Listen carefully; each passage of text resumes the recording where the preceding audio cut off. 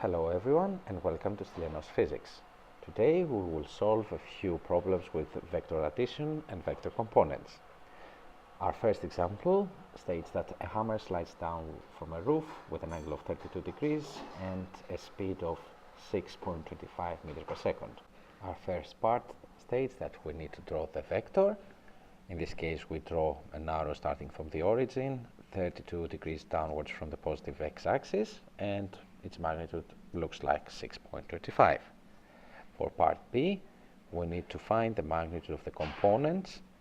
First, we need to draw the component Vx and the component Vy, and we need to apply the rule Vx is equal V times cosine of theta, and Vy is equal V times sine of theta. Now, we need to be a little bit careful because theta is downwards, and of course, the Vx component will be positive, so it doesn't really matter if we use negative 32 or positive 32 degrees. The calculator will give us the same value for the cosine. But for the sine, either we need to use the negative 32 degrees or state that the vector y will be downward, so its value will be negative.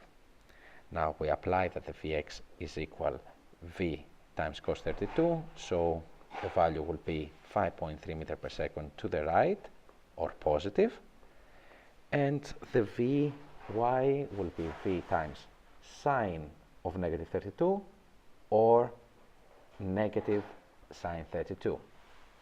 And again, because it is downward, we need to take its value as negative. In this case, the result will be 6.25 times sine of negative 32 is equal negative 3.3 meters per second. Our next example is the addition of two vectors. We are given a vector F1 equal with 10 newtons and an F2 equal with 8 newtons, and we need to find the components of this vector. Now, F1 will have two components, F1x and F1y, and of course F2 the same, F2x and F2y. We apply the rule Fx is equal F times cosine of the angle, and Fy is equal F times sine of the angle, and by doing the calculations we can easily find the values of F1x and F1y. Now for the components of F2 we need to be a little bit careful because F2 is 70 degrees upward from the negative x-axis. In this case, we need to consider that the F2x will be on the left, so it must have a negative value. Of course, the F2y will be upward, so the value will be positive. We can draw the components of F1 and F2. As you can see, F1x and F1y are both positive. F2x is negative and F2y is positive. So whatever we do, we must remember that F2x will have a negative value, minus 8 times cos of 70, and for F2y, 8 times sine of 70. We can do the calculations and find the values of F2x and F2y. F2x will be around 2.7 negative, and F2y will be around 7.5 positive. These are the values for the components of the two vectors.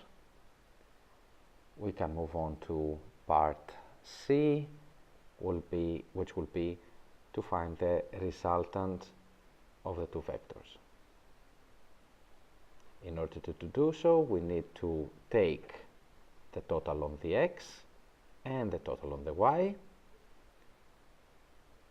The total of the x Rx will be equal F1x plus F2x. We can find the values 6.4 minus 2.7, and we will need to add them. If we do so, the result will be 3.7, positive 3.7. So Rx will be equal 3.7, and in order to find the total y, we need to add the two values for f1y and f2y. 7.5 plus 7.5 plus 7.6, this is equal 15.1. If necessary, we can draw the Rx to the right and the Ry upward in order to see that these two vectors are perpendicular. So in order to find the total result of the two vectors, we need to apply the Pythagorean theorem, r equal radical of 3.7 square plus 15.1 square. If we do the math, we can find radical of 13.69 plus 225.01.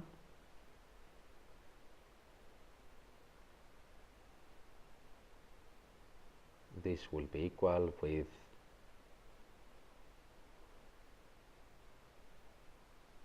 15.54 Newton.